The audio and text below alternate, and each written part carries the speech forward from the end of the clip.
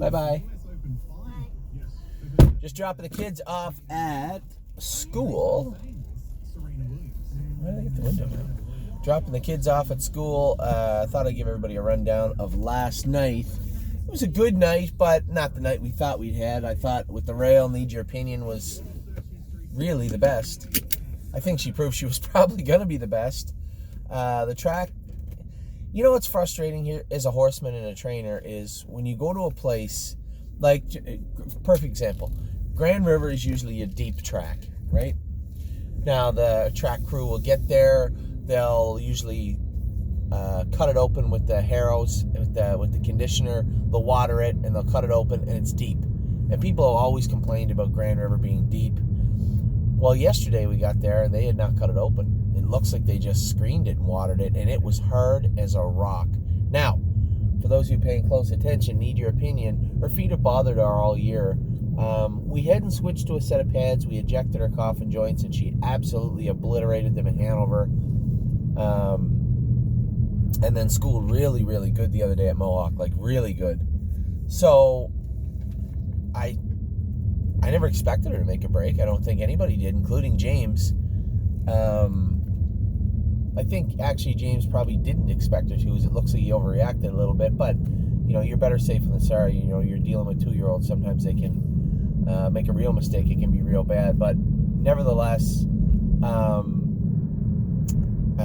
she made a mistake going into the first turn. A little break. You could see if you watch close, she hit her knee, reached up. Once in a while she'll do that, not very often. But when their feet are sore, it causes them to change their gait, and it absolutely can cause them to drive up into their knees. So James said she gave her knee a couple of wraps going into the first turn, got out of gear, got rough.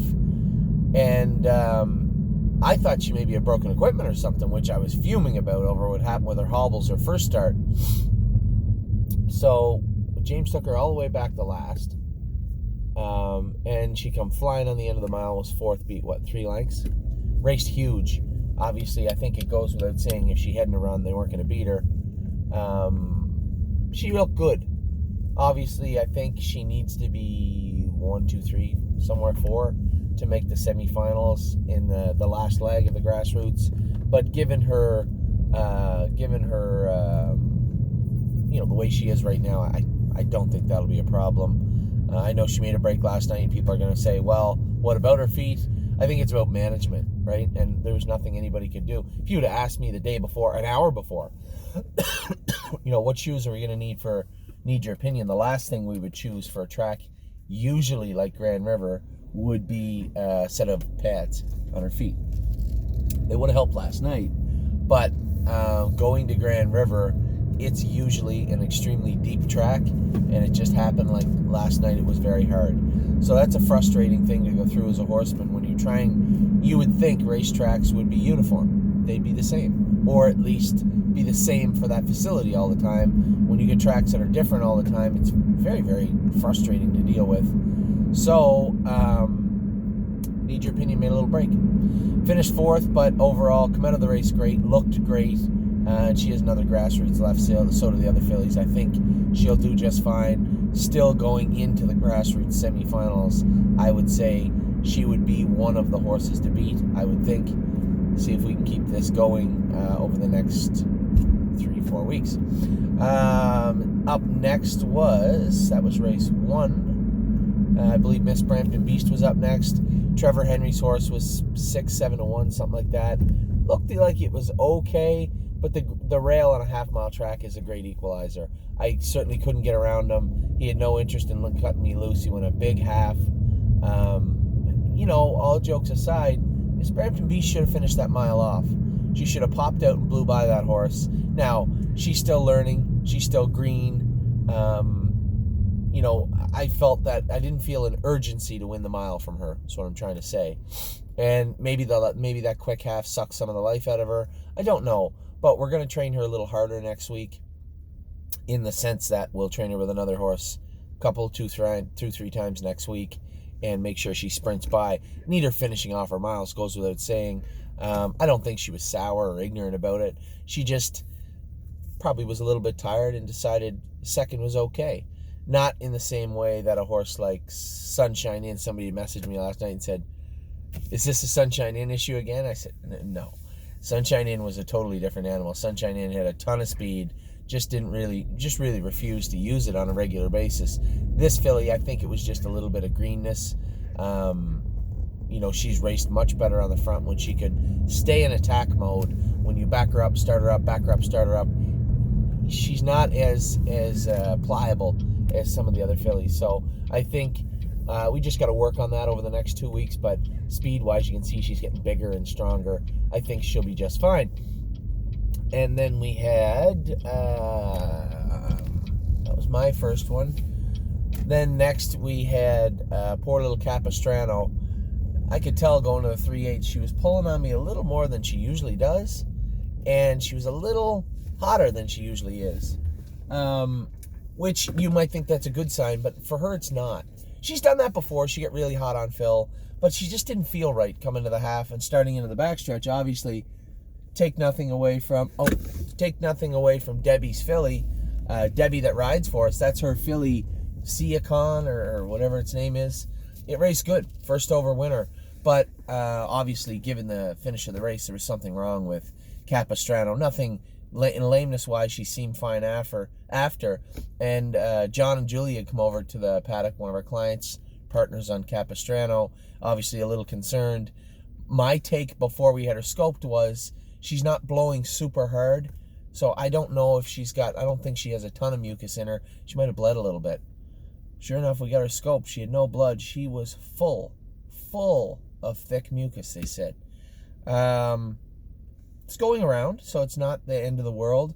She must have a real big set of lungs on her because she was done blowing before all the horses around her. Now, after the race, and when you've exerted all that energy, especially when your airway is constricted, you should be lethargic. You should be, it should take you longer to stop blowing than the other horses. And I was trying to explain this to John and Julie. I said, she's done blowing now. It's 15 minutes after the race.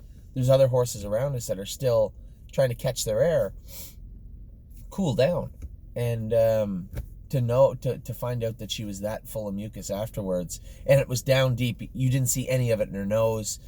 Al, the caretaker, said that she ate her lunch good and seemed good. So I was very surprised to hear that she was full of mucus with no blood.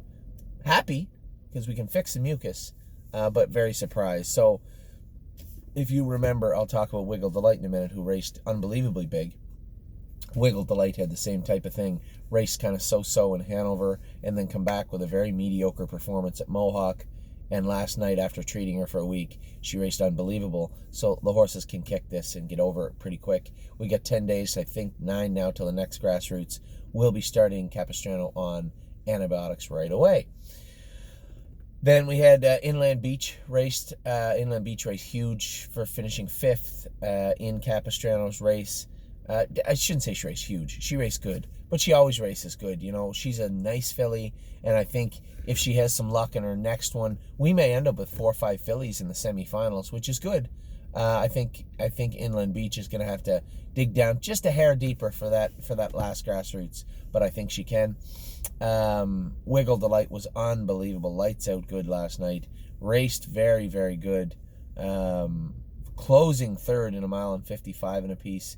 Just exceptionally, she just raced exceptional last night, and I was really impressed with her. So we had Need Your Opinion, made a break, but raced great, finished 4th. Those little types of errors aren't the end of the world. Then we had Capistrano, who was full of mucus and was sick. Inland Beach raced good. Wiggle Delight raced good. Who am I missing? James didn't drive it? Mario didn't drive it? Maybe we only had 4. No, we had 5 last night. Need Your Opinion raced in the 1st. Oh, Miss Brampton Beast. What the hell am I talking about? Miss Brampton Beast finished 2nd and raced good. So I would say top 5 of the night, 1 through 5. In my mind, watching the races, I'm still going to say Wiggle Delight, Need Your Opinion were very good. Miss Brampton Beast was pretty good. Inland Beach did all she could. And then Capistrano was sick. So a decent night overall. I was really happy. I was happy. I expected to get a couple of wins, but last night, looking at the whole night, was a pretty good night. I'm off now until the sale prep on Thursday, sale on Saturday, and our girl Really Blue Chip races Saturday evening. No, Thursday, Friday for the sale, really blue chip. Saturday racing for 200 and some thousand in Batavia. Talk to you guys soon.